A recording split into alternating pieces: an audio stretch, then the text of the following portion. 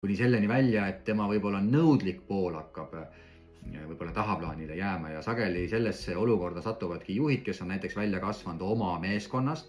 Varem olime sõbrad, nüüd ma olen teie juht ja mul on vaja midagi teiega koos saavutada.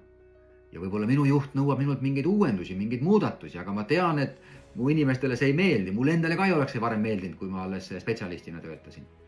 Ja nüüd ta siis püüab sellise konsensusliku stiiliga, sõbrameheliku stiiliga saada neid inimesi, võib-olla neid muudatusi sisse viima, neid eesmärke saavutama, aga kuna ta ei julge võib-olla ennast kehtestada, ta ei julge võib-olla kriitilisemat tagasisidet anda, siis lõpuks taandubki selleni, et see meeskond oma potentsiaali ei saavuta, sest et töötajad ei ole valmis tulema mugavustsoonist välja.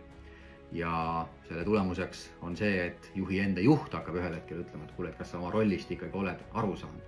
Et sul on küll super sõbralikud suhted siin ja kõik armastavad sind, aga töö on vaja ka ju tehtud saada.